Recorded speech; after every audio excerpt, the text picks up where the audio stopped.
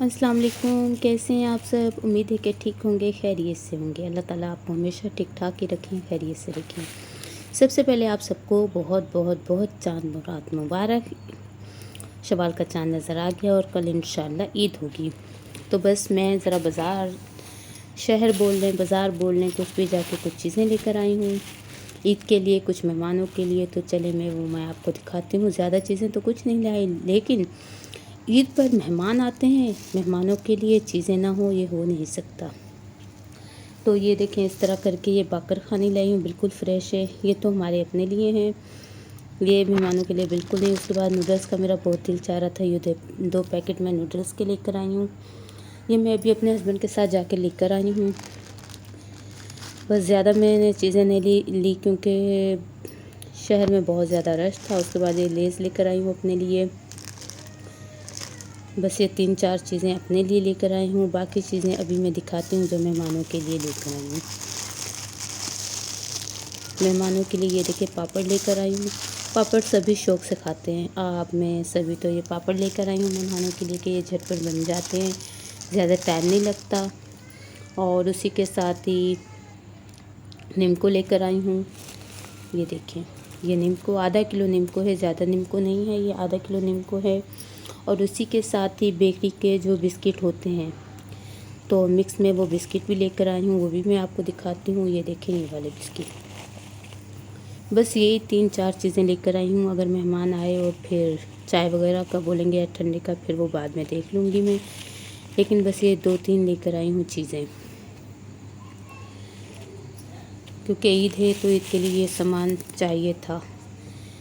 तो बस ये थोड़ा सा सामान जो मैं अपने लिए लेकर आई हूँ और थोड़ा सा मेहमानों के लिए।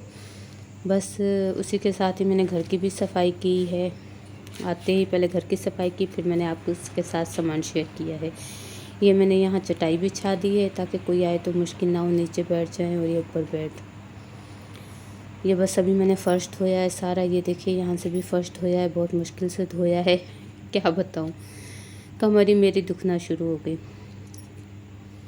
बस ये बरामदा और रूम का धोया है, बाहर बस सफाई की है। चले नीचे, अब मैं आ चुकी हूँ। नीचे आके देखा तो ये जो मेरी जेठानी पॉलर वाली हैं, ये वैसे कराची में होती हैं। बस ये आई हुई हैं, तो इनके पास इनके कस्टमर आए हुए हैं, क्योंकि ये कस्टमर की जो है ब्लीच और ये चीज़ें फेशियल वगैरह कर रही हैं। जो मैं रात उनकी क्रीम्स वगैरह लेकर आई थी, बस वो उसी से उनका फेशियल कर रही हैं। और ये दूसरे रूम में बस जो जेठानी की शॉपिंग मैंने दिखाई थी, वो बड़ी जेठानी है, वो अपने कपड़े बच्चों के इस्त्री कर रही हैं। यहाँ सारे कपड़े उनके फैले हुए हैं। और फिर बस ये कपड़े प्रेस कर रही हैं। मैं कुछ देर रेस्ट कर लेती हूँ, क्योंकि अभी फ़र्श भी धोया था और शहर भी गई थी, तो काफ़ी थक गई हूँ। चले मिलती हूँ थोड़ी देर के बाद। बस जो मेरी पॉलर वाली जेठानी है, तो उनके पास और कस्टमर आ गए थे मेहंदी लगवाने।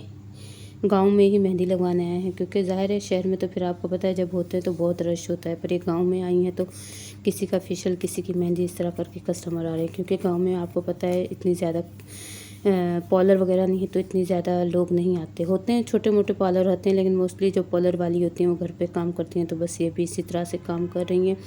और ये देखें, इन्होंने कितनी प्यारी मेहंदी का डिज़ाइन लगाया है। इन्होंने एक हाथ पे मेहंदी लगाई हुई थी कस्टमर को, या किसी और कस्टमर को हाथों दूसरे हाथ पे लगा रही थी। तो बस